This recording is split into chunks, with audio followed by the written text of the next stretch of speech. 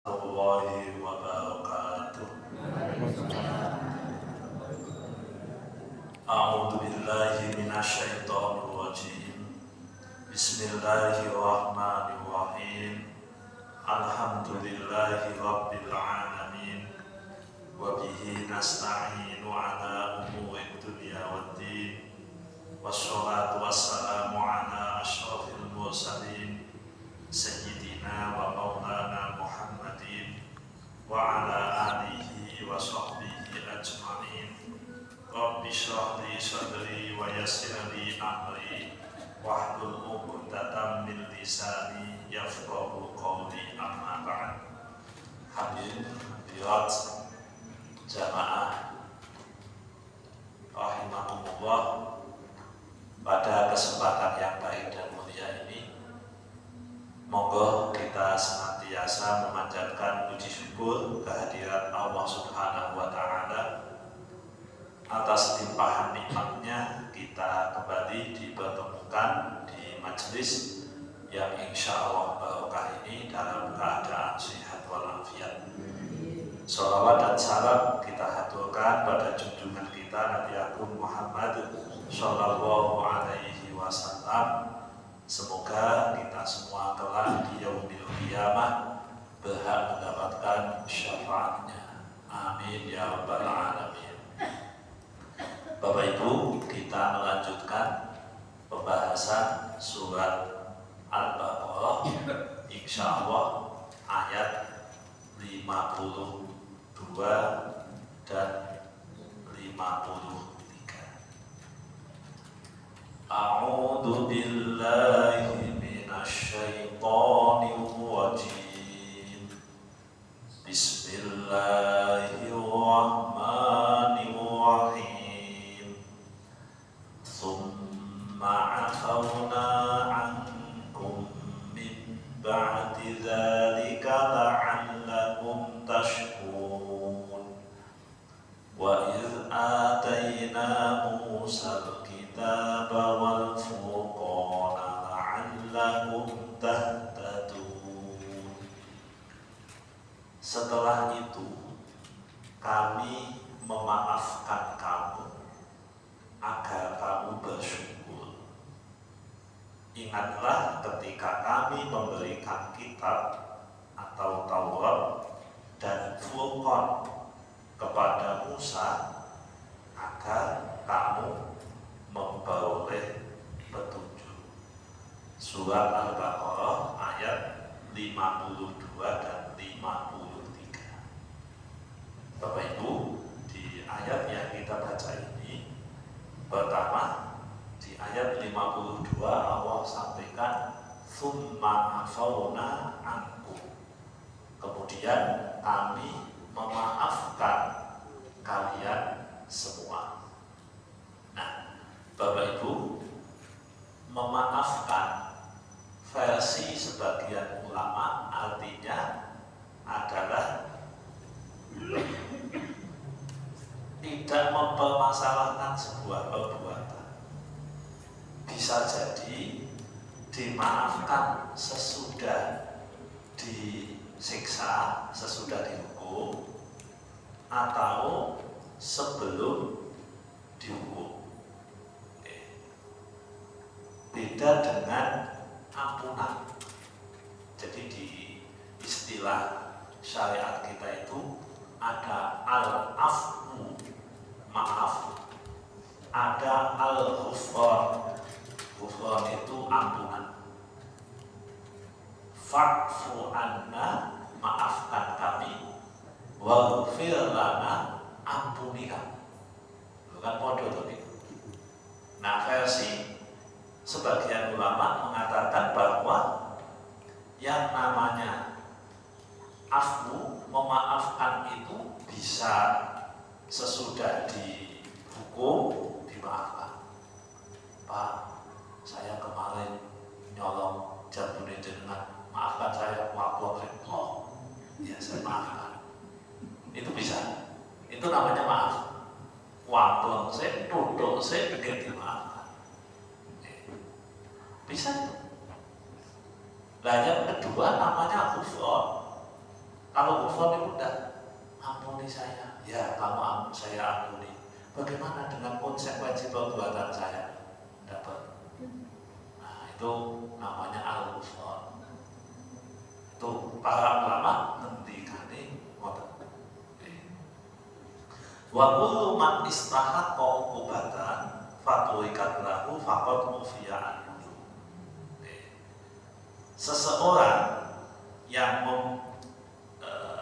memiliki hak untuk dihukum, tapi kemudian dia tidak dihukum, maka dia telah dimaafkan. Jadi Bapak Ibu, orang ini mestinya dihukum 2 tahun, lalu kemudian dia dihukum 1 tahun, itu namanya dimaafkan sebagian, karena dihukum dulu, cuma tidak full. Itu istilah memaafkan yang disampaikan oleh sebagian ulama. Nah, Bani Israel itu dimaafkan karena apa tuh? Sesudah mereka menyembah patung anak sapi. Maka Bapak Ibu, kalau kita ingin mengikuti cara Allah, kita mengikuti cara Allah, maka kita itu harus bisa memberi maaf. Harus bisa memberi maaf. Orang yang memberi maaf itu berarti dia mengikuti cara Gusti Allah. Hanya orang yang berjiwa besar, berhati lapang yang bisa memaafkan. Memaafkan pun ada banyak model. Pertama, memaafkan keadaan. Tidak semua keadaan itu harus sesuai dengan ekspektasi kita. Gitu Bapak Ibu, pinginnya hutan jebule panas, pinginnya panas jebule hutan. Nah, kita bicara memaafkan dalam konteks ini berarti berkompromi dengan situasi. Jadi kalau jenengan yang ingin jadi pemaaf itu, jangan semuanya diukur sesuai dengan kehendak kita. Gitu Bapak Ibu, menungso itu kan beda-beda. Kita hidup berinteraksi dengan orang lain. Kalau kita tidak punya sifat pemaaf, pusing kita itu, stres, kita tidak bisa memaafkan keadaan bagaimana? Orang diuji sakit, tidak memaafkan keadaan, itu bisa masalah. Oh, aja tiap hari, sakit ini, sakit itu, nah, berarti dia tidak bisa memaafkan keadaan. Atau kita ngebut sewu, suami punya istri, istri punya suami. Kalau kita tidak mampu memaafkan keadaan, kamu kuwi bojone kaya ngene. Lah kabeh jenengan. Faktanya tidak seperti itu. Apa yang terjadi? Ya pusing sendiri. Kabeh ini, faktanya ini. Maka berdamailah dengan fakta. Berdamailah dengan realita. Realita kaya ngopo? Maaf. Nah, berarti kita itu kan kudu yo ngedunke ekspektasi, ngedunke kepinginan, ngedunke ego. Itu yang penting bagi kita. Seseorang itu kan kadang bertindak atas pengalaman dia sendiri. Ngene apike ngene. Apike ngene. Kuwi kan versine dedenan. Orang lain punya usul, boten api ini. Coba Bapak Ibu, kalau itu tidak saling mengerti apa yang terjadi? Ya bertengkar.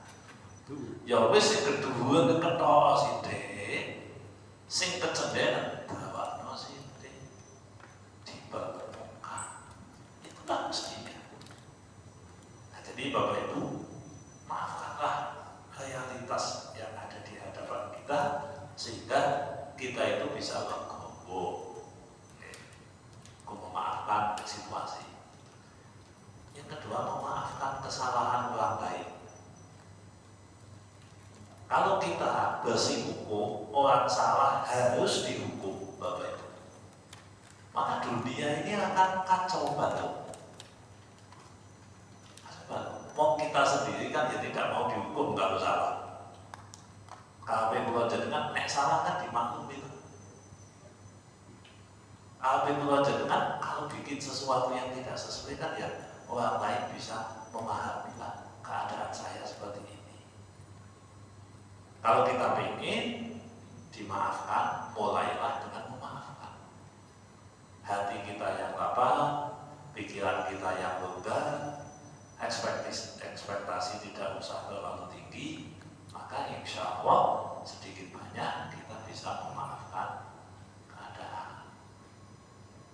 Nah, jadi maafkanlah situasi yang ada di sekeliling kita, maafkanlah kesalahan orang lain, juga maafkanlah diri kita sendiri. Apa yang sudah terjadi, terjadilah. Apa yang sudah terjadi, kita jadikan sebuah momentum kebaikan. Ya, apa yang seperti itu? Nah, jadi bagaimana kita bisa berupaya memaafkan. Kalau kita ingin dimaafkan, maka mulailah dengan memaafkan pihak lain. Maafkanlah diri kita, maafkanlah orang lain, maafkanlah situasi yang ada di sekeliling kita. Berdamai dengan situasi. Oke, lanjut. Tsumma afawna ankum min ba'di dzalik. Sesudah kalian semua itu menyembah anak sapi, maka Allah kemudian memaafkan. Cuma memaafkannya ini dihukum dulu. Jadi peserta yang ikut nyembah patung anak sapi dikumpulkan di satu tempat, dia diperintahkan untuk membawa senjata, lalu disuruh saling bunuh-bunuhan. Yang mati dimaafkan dosanya, yang hidup diterima tobatnya. Ini biaya, ya, dimaafkan ini, dimaafkan.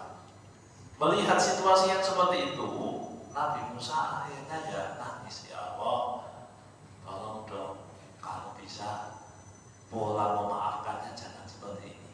Akhirnya dihentikan oleh Allah. Tapi yang mati udah banyak. Dalam satu riwayat Israiliyat yang melakukan ini lebih dari 50.000. Jadi babat-babatan, bawa pedang, bawa bakul, bawa bacul, bawa panah, bawa air, udah. Pokoknya, nah terus matahari ditutup oleh Allah, sehingga gelap. Makanya pola bunuh diri yang sampai ke telinga kita itu banyak modelnya. Ini sebenarnya pembicaraan untuk ayat berikutnya kayaknya sih. Oke. Nah, ini ayat 54 yang saya bahas ini sebenarnya ayat 54. Ya udahlah sekalian aja.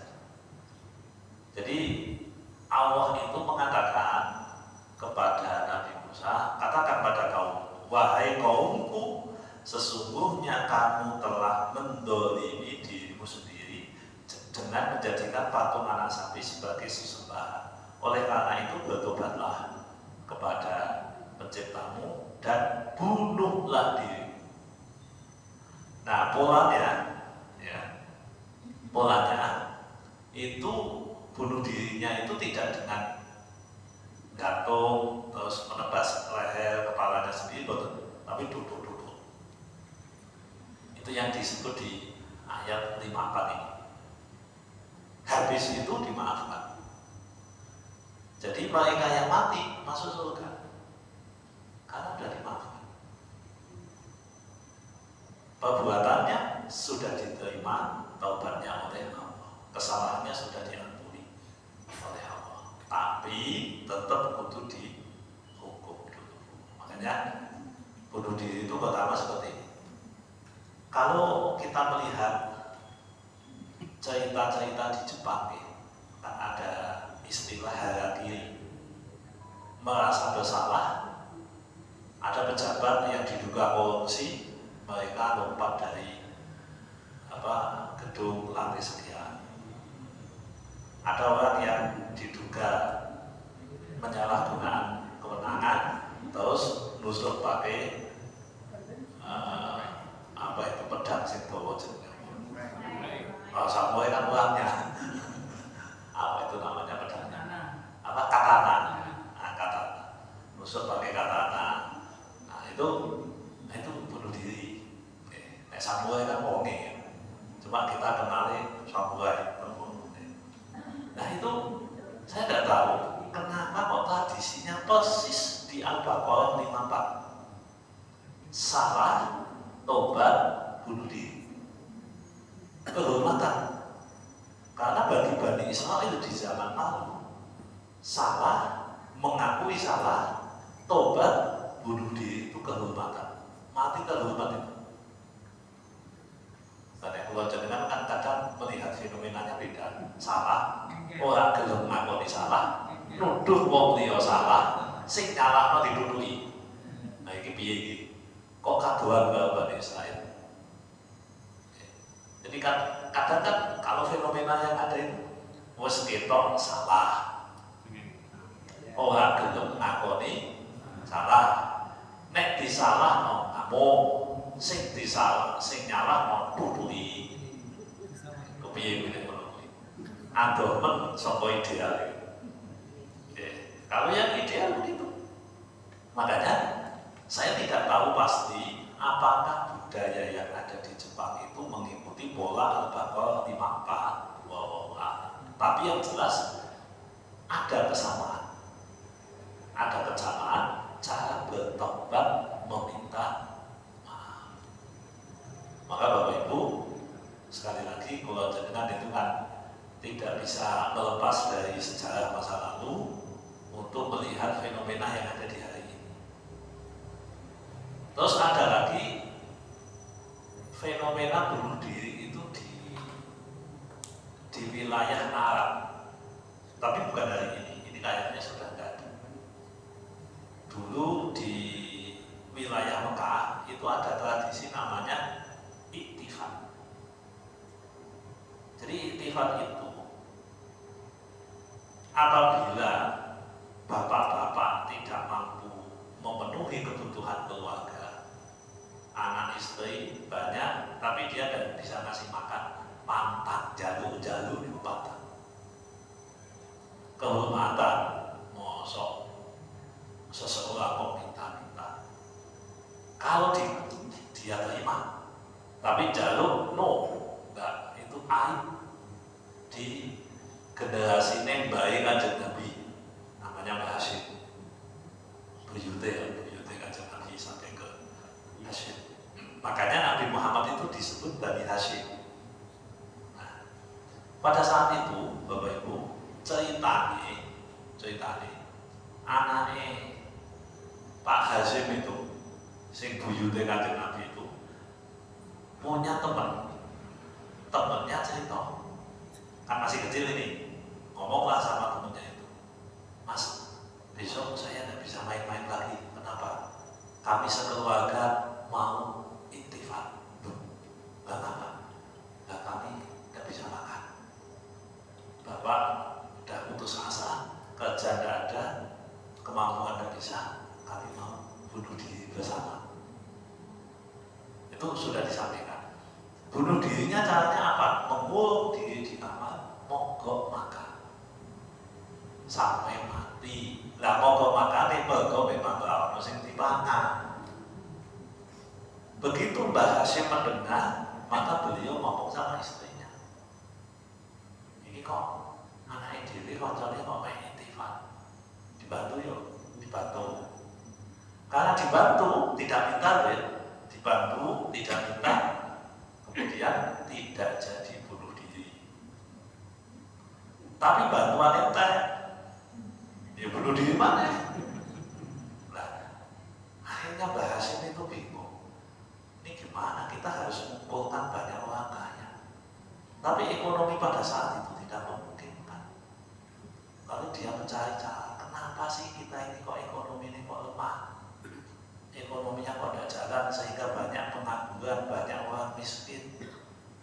Ditemukanlah akar masalah ini. Akar masalah dan ke Mekah lewat satu tempat itu banyak apok. Nah kalau saya ini banyak toy ya. Jadi banyak apoknya.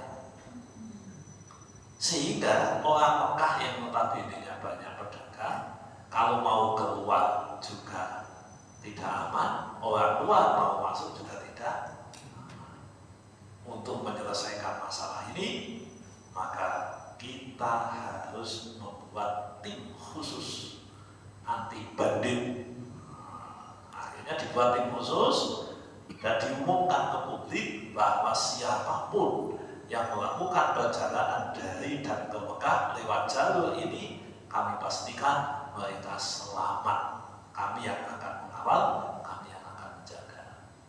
Mulai itulah muncul kebiasaan orang Mekah untuk pergi di waktu baik ketika kemarau maupun saat musim hujan.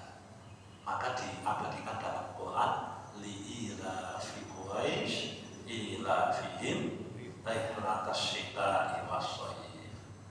Jadi rihlatas syita'i was-shayf, rihlah itu maknanya bepergian, asyita'i was-shayf kemarau dan musim hujan. Maka wis aman. Mulai saat itulah tradisi bunuh diri yang namanya itikaf itu sudah mulai hilang, perlahan-lahan mulai hilang. Nah kemudian nama beliau disebut Hashim, cerita dengan monomi. Biarnya jenenge bukan Hashim. Hashim kan karena beliau mempunyai ide yang cemerlang seperti itu. Nah, jadi kembali ke ayat tadi, Bapak Ibu, sesudah mereka salah, lalu mereka menyadari kesalahan, mereka bertaubat, mereka diperintah untuk membunuh diri mereka sendiri, lalu mereka diampuni. Nah, jadi proses diampuni macam-macam. Makanya kalau melihat cerita begini, 52, 53, 54 tadi, kula jenengan ki yang mestine akeh syukure. Jenengan nek tobat saat ini tidak perlu bunuh diri, Pak. Tidak perlu, jangan terus baca ayat ini besok terus saya mau tobat, saya mau bunuh diri, saya baca Al-Quran surat Al-Baqarah ayat 54. Tidak usah. Ini sudah tidak berlaku. Hanya pelajaran bagi kita semua bahwa yang namanya taubat bagi kita itu lebih simpel. Taubat untuk kita itu lebih gampang. Makanya jangan sampai gampangnya taubat ini kita sepelekan. Jadi jangan sampai berubah dengan seperti itu. Nah, kemudian Bapak Ibu, kenapa Allah sampaikan itu? La'allakum tashkurun, supaya kalian itu bisa bersyukur. Bersyukur atas apa? Atas diterimanya tobat. Jadi kalau dengan ini ojo istighfar terus, ya syukur barang. Syukur, jangan cuma istighfar. Bersyukur membaca tahmid. Membaca tahmid itu alhamdulillah, alhamdulillah, alhamdulillah. Ini membaca tahmid bersyukur 100 kali. Kalau jenengan mampu membaca itu 100 kali, maka pahalanya lumayan. Jadi Bapak Ibu kalau coba saya cekkan di satu hadis, ini mestinya saya sampaikan pas malam foto di kone.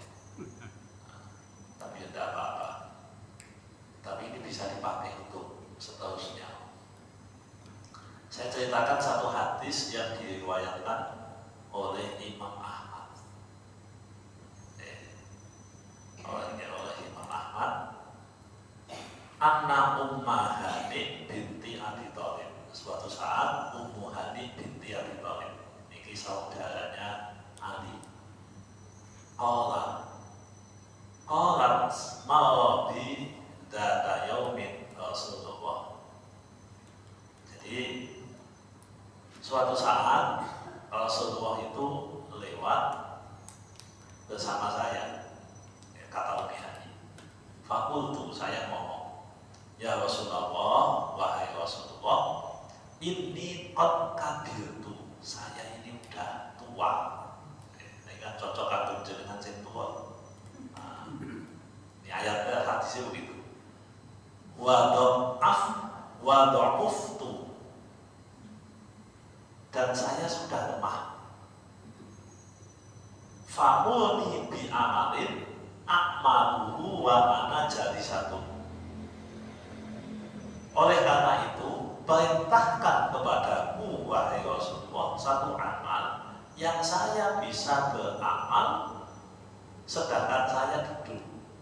Maksudnya ngamalnya kalau duduk, tidak usah bagi-bagi. Jadi orang tua lemah bisa.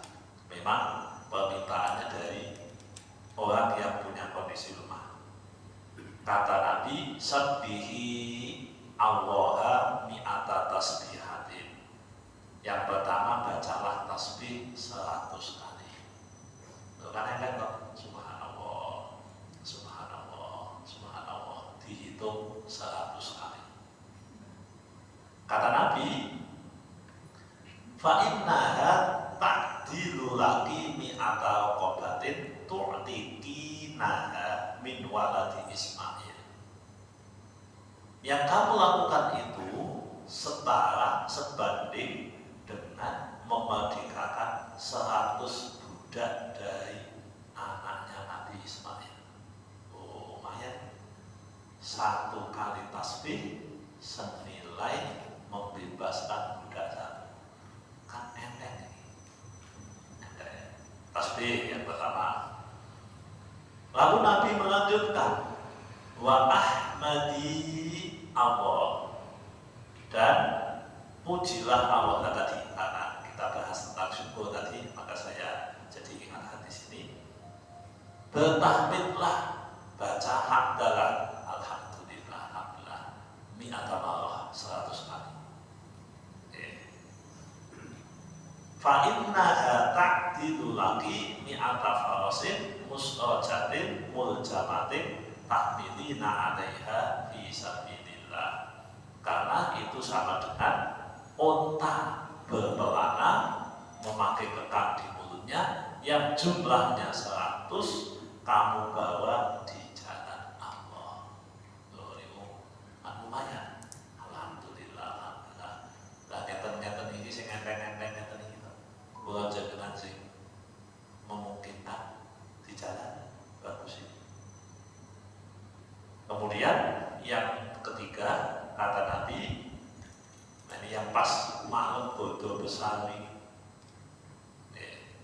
Kata Nabi, wakabbiri, dan bertakbirlah Allah kepada Allah. Mi'ata takbiratin, 100 takbir. Bapak Ibu, kalau malam lebaran ada takbir belum? Yang takbir jenengan apa tim? Belum. Dengan jenengan berarti apa ya? Maksudnya ibu-ibu takbir tak? Takbir. Boten. Ini penting. Maksudnya yang takbir di masjid kan Allahu Akbar, Allahu Akbar. Ada paling ya wong piro. Kan motor. Nah, makanya kalau jenengan tidak takbir di masjid, bukan berarti tidak takbir. Bertakbirlah sedikitnya 100 kali. Tapi wis asep kok Pak, wis bodone wis iki apa? Ya salah apa. Nah, Bapak Ibu, di antara kita itu kan ada yang berkorban, ada yang tidak korban. Lah sing korban di sini ada yang 100 ekor unta. Ada. Sapi ya siji kan wong 7. Ya. Kan bukan 1 ekor sapi untuk 1 orang, bukan. 1 ekor sapi untuk 7, ya boleh dimakan 2 hari. Cuma Kanjeng Nabi kan dawuh, yang jenengan membaca takbir 100 kali itu setara dengan 100 ekor unta yang diterima oleh Allah. Benar? Alhamdulillah saya berangkat main. Jadi semoga walaupun korbannya tidak seekor unta, tapi dapatlah bonus-bonus seperti korban 100 ekor unta yang diterima oleh Allah. Jadi niatnya begitu, ya Allah, saya membaca takbir 100 kali dengan harapan apa yang disampaikan oleh Rasulullah menjadi ibadah dari saya. Wah, dengan mesti ngeten. Lek kandhani kok kayak saya gitu, Pak. Lah iki bae ngaji. Ya, ini kebetulan saja kita sedang membaca syukur. Nah, ini boleh dibaca kapanpun kok. Boleh. Wong permintaan dari Umi Hani itu kan beliau tidak saat Dzulhijjah itu. Jadi boleh jadi pilihan baca. Hadisnya Bapak Ibu baik. Artinya ini bukan hadis palsu ini. Hadis riwayat Imam Ahmad yang bisa dipertanggungjawabkan keabsahannya. Akreditasinya ya nilainya minimal B, ini bagus. Tidak Sahih Bukhari bukan, tapi ini riwayat Imam Ahmad dengan akreditasi B. Akreditasi B kan apa itu? Nah ini makanya baguslah kalau ini bisa kita lakukan. Nah, terus masih dilanjut itu, dan bertahlillah 100 kali karena itu akan memenuhi langit dan bumi. Nah, kemudian Rasulullah mengatakan, dan pada hari ini tidaklah amalan seseorang itu diangkat kecuali akan didatangkan dengan yang semisal yang kamu lakukan. Jadi artinya ada seseorang yang beramal kok tidak selevel dengan Anda ini, dia tidak bisa menemani Anda.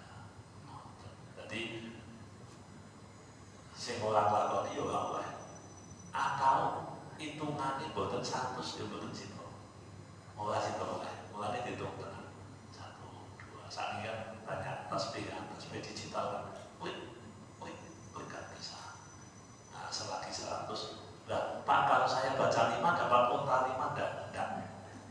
Pokoknya kudu 100 dawuh Kanjeng Nabi 100 kok. Saya baca 5 kali Pak ya. Nah, masalah ini kan takbir tadi itu kan bisa takbir muqayyad atau takbir namanya takbir mursal. Jadi takbir itu ada 2 bagian. Takbir muqayyad dan takbir mursal. Beberapa waktu yang lalu itu di Ngelimut Tembujo itu terjadi perdebatan. Sebenarnya sih bukan perdebatan, perbedaan pendapat. Cah nom-nom, anak-anak muda, karepe takbir keliling. Nah, orang-orang sepuh tidak setuju. Jadi sing nom karepe takbir keliling, sing sepuh karepe takbir di masjid. Sing bener nih Pak. Takbir itu di masjid atau di dalam? Takbir di mana? Kalau di dalam benar salah. Banyak. Ini takbir itu di dalam kan banyak takbir keliling kan? Nah, ini namanya 2 persepsi yang berbeda. Anak-anak muda kabeh niku ya mbek seneng-seneng banget. Saya yang ditanya. Pripun Pak sing bener takbir di masjid apa nih? Enggak ada. Kalau jawab bener kabeh. Berarti untuk 100 atau bener kabeh?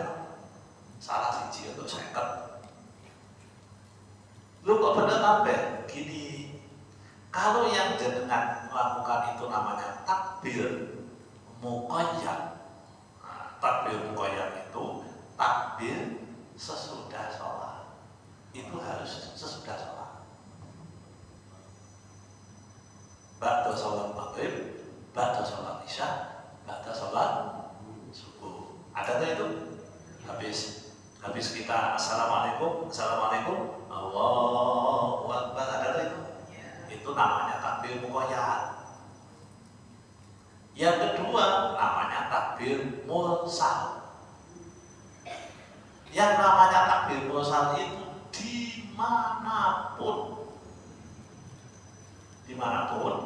mulai malam takbiran, jadi malam, kalau kemarin malam Jumat, sampai khotbah naik ke atas mimbar ketika dia khutbah Idul Adha atau Idul Fitri, itu takbirnya dimanapun, mau di jalan, mau di pasar, mau di rumah, mau dimanapun, itu disunahkan untuk takbir. Jadi takbir di masjid boleh, takbir di dalam boleh. Nah, karena terjadinya pertengkaran atau perdebatan kan karena kita terlalu memihak pada pendapat yang selama ini kita yakini tapi tidak dikonfirmasi ke orang yang lebih ngerti. Nah, ngono kuwi jenenge. Oh, jebule ngono lho, Bang. Ya iya. Mulane dadi wong ora usah kolot-kolot. Akhirnya itu bisa ketemu titik tengah. Ya wis, engko wayahe ning dalan ya takbirano, sing ning masjid ya takbirano, cuma ning dalan sing digedhekno takbire jangan mecone. Nah, sing dadi masalah kan ngucalke mecon. Nah, itu masalahnya. Oh, berarti problemnya bukan di takbirnya. Nah, ini yang tadi saya sampaikan di awal, kenapa kita itu harus saling memaafkan kan di titik ini. Ojo-ojo dewi ngucap kita pandangan itu cok kebablasan. Maka pulau panjenengan tidak mau mendengarkan pihak lain. Tidak mau mendengarkan pihak lain. Sehingga rumah sane ada banyu putih itu mesti bening. Oh, kok banyu putih? Banyu putihnya mesti anyep. Enten banget banyu putih ini, jadi banyu putih kok air bening sih. Banyu putih ya, kita sudah kadung memuni banyu putih, walaupun warnanya bukan putih. Nah, banyu putih itu mesti anyep. Enten banget banyu putih sing tadi. Sebaik-baik putih betul itu. Banyak. Loh, jebule begitu daerah sakit. Loh, jebule banyu bening ana sing legi to. Tak kira lah kok arah satu banyu kelompo putih kok. Bening maksudnya. Oh iya legi kan. Berarti kan, oh saya salah selama ini karena belum pernah ketemu air kelapa, belum pernah ketemu air bersoda. Oh, jebule sing bening ya iso legi. Itu pentingnya kita saling memahami. Itu pentingnya kita saling memahami. Jadi kan ketika ada sesuatu itu diskusikanlah. Kalau itu urusan ilmu, bertanyalah pada yang punya keahlian dalam bidang ilmu tersebut. Nek urusane ilmu tentang kelistrikan, tanya ahli listrik. Ojo tanya tukang ledeng. Nah sama, kalau urusannya agama, jangan tanya guru besar urusan tentang agama. Walaupun beliau punya kompetensi yang beliau miliki, tapi kan Jadi kadang kuwi takon kalau wong salah kuwi dadine mboten pas, apa meneh ora gelem takon gugu kabeh dhewe malah kacau meneh. Tidak mau mendengarkan orang lain. Ya, sukanya hanya mendengarkan pendapatnya sendiri. Nah, ini mestinya tidak terjadi pada kita. Oke, kembali ke ayat ini. Tsumma afauna ankum min ba'di dzalika la'allakum tashkurun. Wa idz ataina Musal kitab. Ingat ketika Allah memberikan Alkitab, maksudnya Taurat, kepada Nabi Musa. Wal furqan, furqan itu maknanya ya kitab, tapi furqan itu maknanya nanti menjadi pembeda. Al-Quran salah satu namanya adalah furqan, pembeda. Perang Badar harinya itu disebut Yaumul Furqan, hari pembeda antara hak dengan batil. Itu ada pembeda, ada ini titik tengahnya. Nah, membedakan sesuatu atau yang menjadi faktor pembeda A dan B itu namanya furqan. Maka agama itu menjadi pembeda siapa yang melakukan dosa dan siapa yang melakukan amal soleh. Furqane ya Quran, hadis itu sendiri dalam pandangan kita. Mulane kula jenengan pengen ngerti iki bener, iki salah, iki ibadah, ini maksiat, alat ukurnya apa? Al-Quran, hadis. Itu alat ukurnya. Nah, masalah Al-Quran hadis itu dinalar pakai ijtihad, dinalar pakai qiyas, itu kan penalarannya. Tapi konsep dasarnya Quran hadis itulah yang menjadi pembeda. Nah, itu nek kula panjenengan pun ngertos wonten iku sebagai konsep, insyaallah hidup itu lebih enak aja. Ini benar atau salah? Ya pakai timbangan tadi. Nganggo Quran, nganggo hadis. Nek wis bener, bener no. Nek salah, salah no. Kalau Quran, hadis memberikan keluasan, luas enggak? Enak. Nek memang di situ disampaikan luas, niki wedan jeruk, wedan putih, apik sing ndi? Oh, ora ono hubungane. Nek jenengan masalah dengan gula, apik sing iki. Nek jenengan ngelak pengen lagi, apik sing iki. Lah ukurannya apa? Ini pribadi masing-masing. Berarti ora kena gawe ukuran kan? Kalau saya menilai dengan jenengan menilai kan kondisi tubuhnya beda-beda. Sehingga tidak bisa digeneralisir. Ini namanya bukan furqan. Tidak bisa menjadi alat pembeda. Tapi nek kula jenengan cetok, iki warnane kuning, iki warnane mumet tadi. Taruhlah putih. Maka kita semua sepakat bahwa koyo ngene iki warnane putih. Jadi hijau kalau kuning iso dibedakno dan itu disepakati. Nah, itu berarti bisa menjadi pembeda. Pembeda oh iki kalau Gusti Allah niku ngurutke pembeda. Berupa Taurat, Al-Quran, dan ayat-ayat yang lain. Jadi mukmin ya begitu cara pandangnya. La'allakum tahtadun, supaya kalian mendapatkan petunjuk. Nek ingin dapat petunjuk, ikutilah panduan yang disampaikan oleh Allah, yang disampaikan oleh Rasul. Niku jenengan bakal oleh pituduh. Nek boten panjenengan tidak dapat petunjuk atau petunjuk tapi sesungguhnya bukan petunjuk. Bukan petunjuk. Makanya di setiap perempatan kita harus berpikir ngiwa nengen utawa terus. Kita persimpangan hidup kita mestinya kan minta kepada Allah, ya Allah, saya harus ke sana, saya harus ke sini, saya harus ke sana.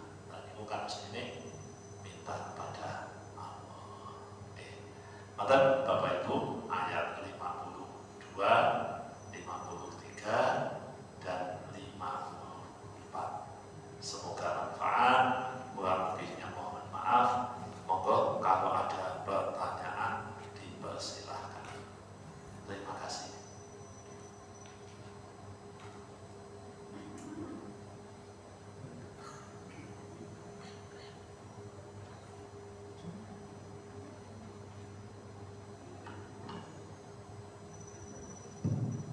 Assalamualaikum warahmatullahi wabarakatuh. Waalaikumsalam warahmatullahi wabarakatuh. Makanya Ustaz, kalau ditipu orang, ini berkaitan dengan memaafkan kesalahan orang. Kalau ditipu orang itu kan untuk memaafkan kan perlu waktu, perlu proses. Nah, kalau belum bisa memaafkan, pasrah sama Gusti Allah kan, pasrah sama Allah aja lah begini. Semacam takdir, tapi karena harus saja ditipu kan belum bisa serta-merta terus memaafkan. Mohon penjelasan. Terima kasih. Terima kasih. Bapak Ibu, memaafkan itu hak, bukan kewajiban. Memaafkan adalah kemuliaan, maka Allah akan memberikan bonus kepada orang yang memaafkan.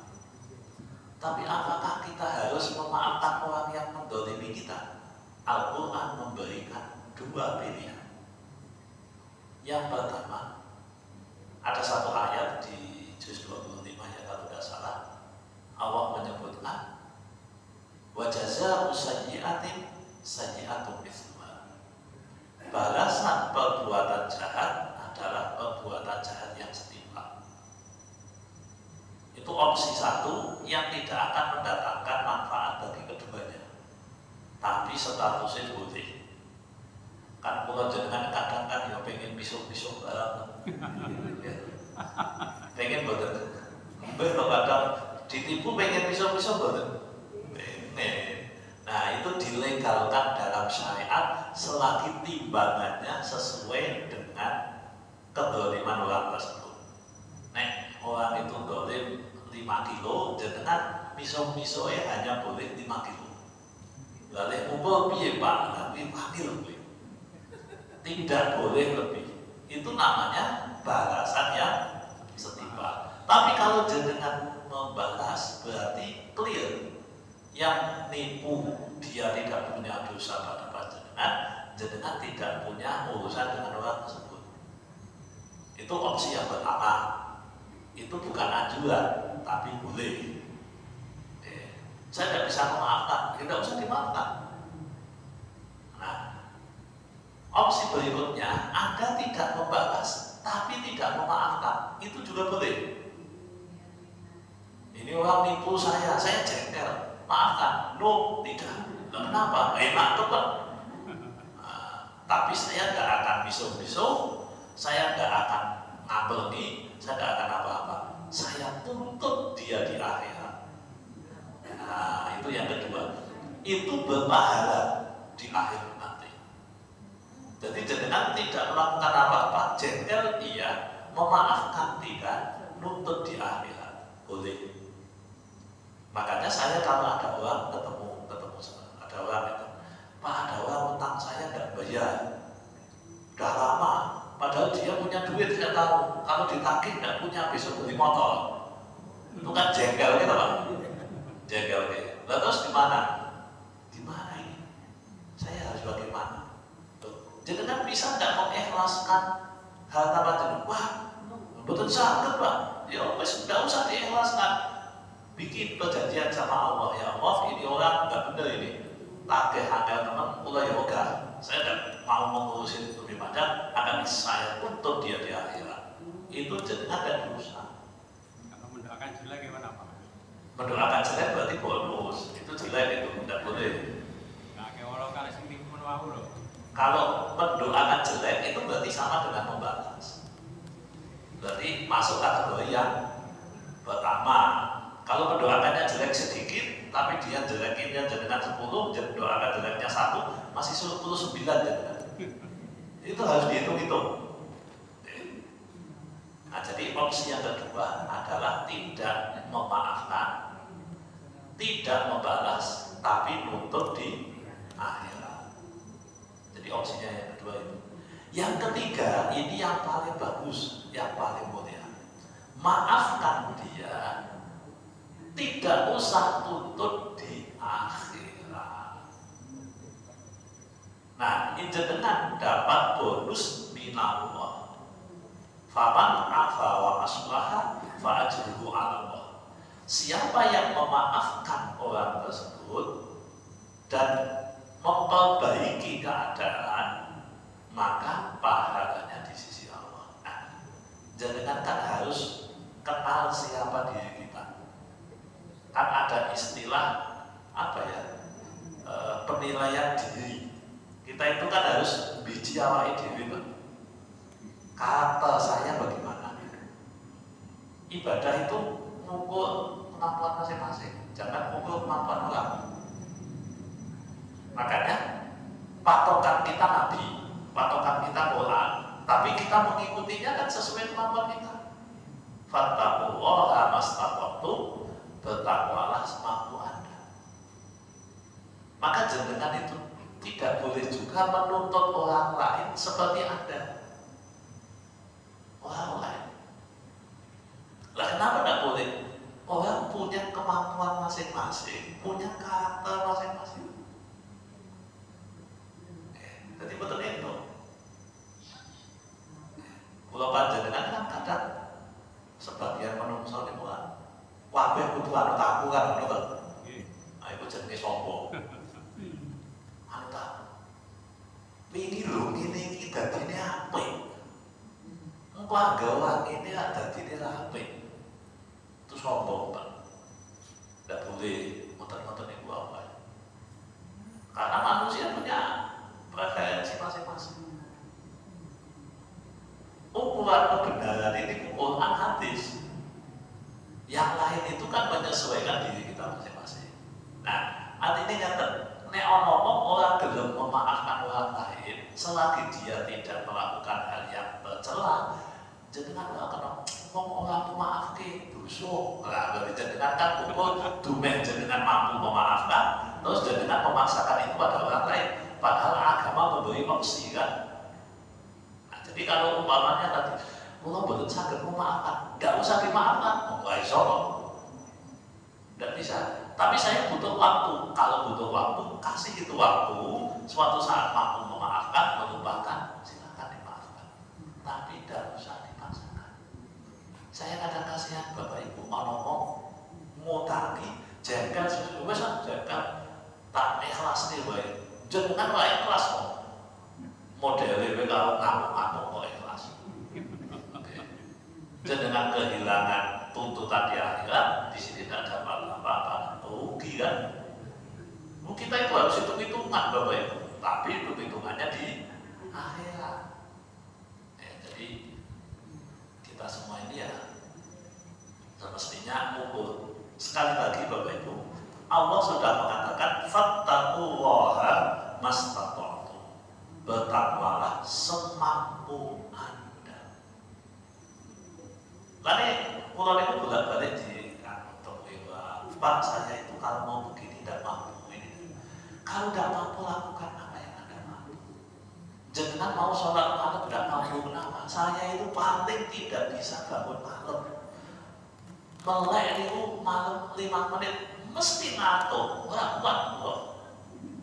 Pulau jajal nanti tolong sasi masuk angin loh. Berarti tidak mampu kan? Ya udah, jangan ibadah ganti. Mungkin tidak sholat malam, tapi sebelum tidur jangan membanyak ibadah. Boleh nggak? Oh, boleh. Tapi nonton bal kok apa? Ya, itu menyesuaikan saja. Menyesuaikan bisa. Jadi kita itu jangan pernah mengukur orang lain dengan diri kita. Apa boleh memaksakan? Bingi aku ini, saya ngapain ini, saya kaya sampean lawe. Itu sombong. Kadang-kadang kita kan ngomong, Gawang ngeten Bapak Ibu, sesuatu yang terbukti sukses belum tentu besok pasti sukses. Kan wonten loh. Teori-teori itu kan harus diingat-ingat. Jangan tahu kan HP yang pertama kali terkenal, biar jenenge Nokia ya Pak. Siman Ya simpen Nokia. Samsung terkenal betul. Boten. Nokia niku saat kita sih HP-nya betul. dan Sudah tidak ada wafat, meninggal. Nopo niku? Mergo ora iso nrimo pendapate wong. Bahwa dia sukses di masanya, iya. Pada masanya iya sukses. Fujifilm sukses. Sony sukses. Biyen. Nah, sekarang sudah ganti generasi ini. Pemikirnya kan sudah milenial. Wis ganti Gen Z. Teknologinya wis itu dikandani mbah saniki iki ngene sing sae. Wah iso sing apik ngene nyatane biyen sukses. Ya nasibe kaya Nokia. Lah gitu. Nah, jadi semuanya kan ada pukulannya masing-masing tuh, kabeh ono pukulane masing-masing. Itulah pentingnya kita itu kolaborasi, saling memahami, melihat ini dan itu. Oke, nah jadi kembali ke pertanyaan tadi, kok kita itu berat ya mau memaafkan? Kita kok tidak bisa? Kita mau ditipu, enak ditipu kok dimaafkan? Saya tidak mau, hati kecil saya tidak bisa. Kalau tidak bisa, tidak usah dimaafkan. Tuntut nanti di akhirat. Yang penting jangan dendam. Ya itu bagi kita yang tidak mampu memaafkan kan, opsinya begitu. Jadi jangan tidak usah maksa-maksa lain. Mau memaafkan orang malah padu karo bojone. Nah, piye kuwi? Iya, kadang itu kita mau membela orang lain, Bapak Ibu, tapi malah padu karo pasangannya. Ada tidak yang begitu? Ada. Iku jenenge ucul saka mulut cecak menuju mulut buaya. Oke. Maunya dicopot lalu, saya dicopot kalau teman. Nah, jadi semuanya harus dihitung. Agama memberikan keleluasaan bagi kita. Yang penting tidak dosa. Maka dalam ajaran agama itu bagi para ulama-ulama yang bijak, mereka mengatakan ini dosa apa? Oh dosa, yuk harus hati masalah. Kayak tadi itu loh yang saya contohkan, tebir keliling itu dosa betul. Oh betul. Kan betul. Sehingga tidak usah dimasalah. Kejauhan nek maksiat, nek maksiat masalah kan maksiat kok alat pokoknya benar salah. Ngoten Bapak. Ada lagi? Apa cukup? Ada? Oke, monggo. Assalamualaikum warahmatullahi wabarakatuh. Waalaikumsalam warahmatullahi wabarakatuh. Mengenai itu tadi bacaan tasbih, takbir, dan tahlil itu sudah kami laksanakan setiap habis sholat 100 kali juga. Alhamdulillah. Tahu saya itu bacaan kita bersyukur dengan Allah dan mensyukuri keislaman kita. Jadi setiap bukan hanya hari Lebaran, tapi setiap sholat. Mengenai hubungannya dengan sholat, saya ingin tanya Pak, kalau sholat subuh itu biasa kita menjalankan qobliyah, tapi setelah kita waktu itu kita doanya lupa. Jadi itu qobliyah apa sudah sholat subuh, tapi karena terbiasa dengan qobliyah, setelah doa iftitah saya lanjutkan dengan niat qobliyah. Boleh nggak Pak? Itu satu. Maksudnya niatnya disusui. Niatnya qobliyah. Oke. Sesudah Tapi doa. iya, sesudah niat, tapi niat pertama tadi lupa. Itu qobliyah apa subuh ya? Oke. Nah, itu. Satu itu. Kedua, mengenai sifat ijab. Kalau saya meminjamkan umpamanya ini, terus saya masih berharap supaya dia mengembalikan, tapi harapan tipis mengembalikan. Dalam hati, kalau sampai dia meninggal, saya ikhlaskan, atau saya yang meninggal, saya ikhlaskan. Tapi kalau bisa, ya harus bayar. Itu gimana, Pak? Jadi masih berharap-harap gitu. Tapi finishnya itu tadi, kalau saya yang meninggal atau dia yang meninggal, saya ikhlas gitu. Terima kasih. Assalamualaikum warahmatullahi wabarakatuh. Waalaikumsalam warahmatullahi wabarakatuh. Jadi, memang tadi itu memang tidak hanya terkait dengan Idul Adha, tidak terkait dengan Idul Adha, cuma malam Idul Adha kalau kita tidak bisa takbir, sedikit-sedikitnya bacalah takbir 100 kali. Jadi betul, jangan bisa lakukan habis sholat, bagus itu. Karena memang hadisnya Nabi itu dilakukan sambil duduk, sambil santai, boleh. Dan itu memang bagi orang-orang sepuh pas.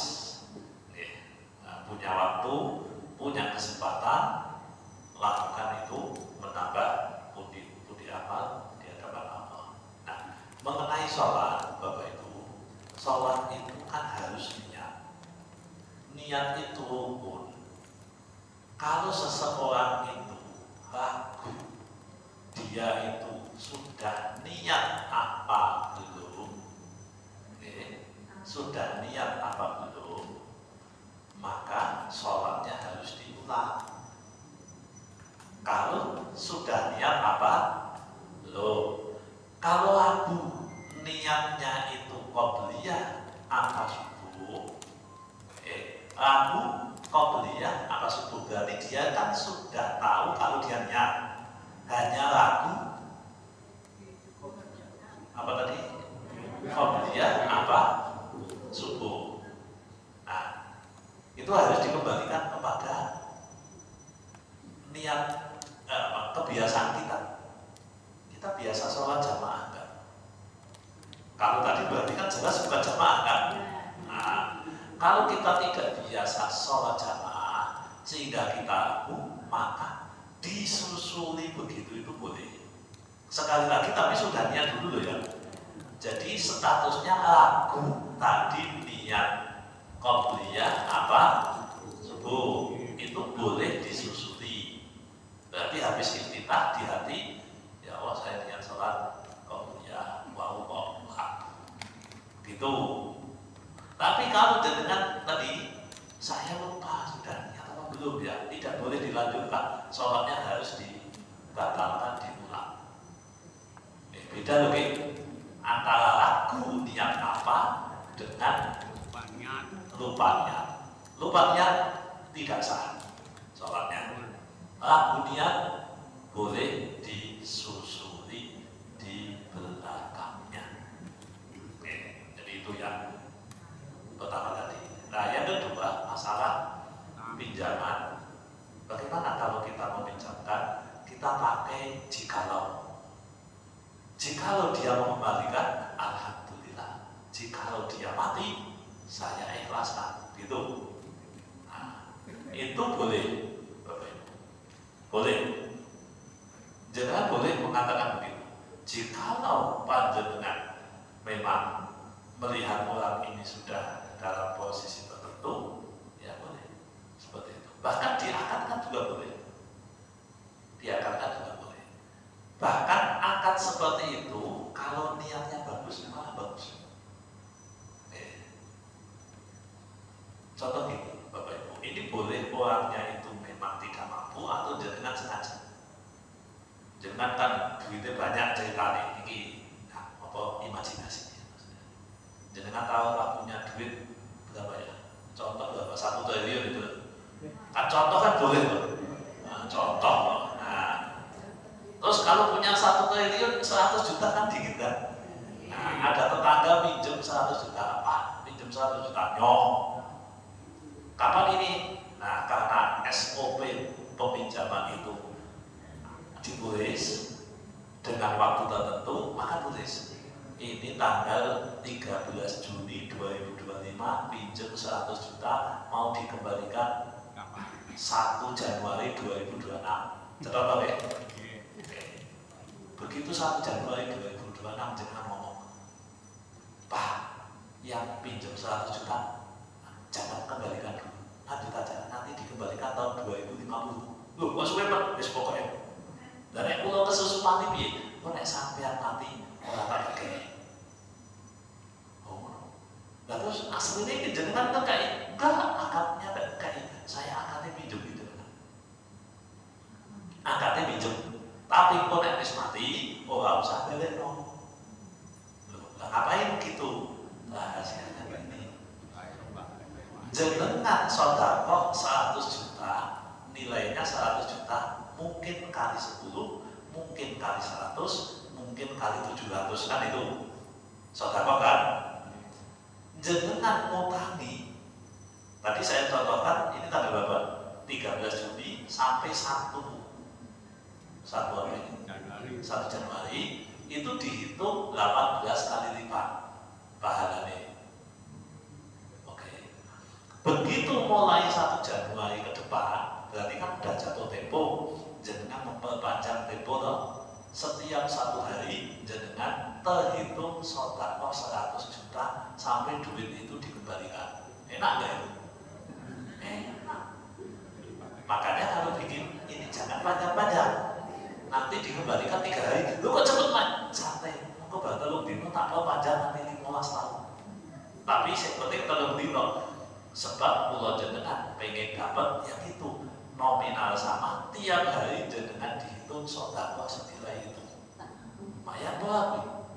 Bahkan ada yang mengatakan begini, kalau jenengan sampai 1 Januari 2026, jenengan setiap hari dihitung sedekah 100 juta sampai 2026 tadi. Sesudah itu tiap hari dapat 2 kali lipat. Agak itu pahalanya. Nah itu saya coba praktek ini. Nah itu, jangan boleh pakai jikalau tuh itu. Tapi angkatnya cetok.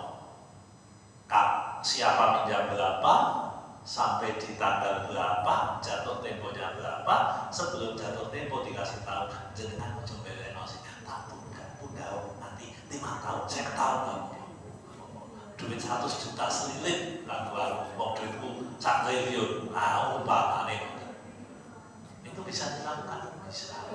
Nah, itu cara cerdas cari pahala, duitnya jenengan 100 juta kan masih. Nah, nanti orang yang meninggal, ya Allah, saya sedekahkan itu, pahalanya gede. Begitu caranya. Monggo dipraktekin Bapak Ibu. Bisa itu. Bagi orang-orang yang punya duit bisa. Oke, jadi boleh pakai jikalau itu boleh. Terima kasih. Sabun cukup ya? Oke. Monggo Bapak Ibu kita akhiri dengan doa. Bismillahirrahmanirrahim. Allahumma shalli wa sallim ala sayyidina Muhammad wa ala ali sayyidina Muhammad. Alhamdulillahi rabbil alamin. Allahumma ighfir lana dzunubana wa liwalidina warhamhum kama rabbawna shighara. Rabbana atina min ladunka rahmah wa hayyi' lana min amrina rasyada. Rabbana atina fid dunya hasanah wa fil akhirati hasanah wa qina adzabannar. Wa sallallahu ala sayyidina Muhammad walhamdulillahi rabbil alamin. Terima kasih, kurang lebihnya mohon maaf. Assalamualaikum warahmatullahi wabarakatuh.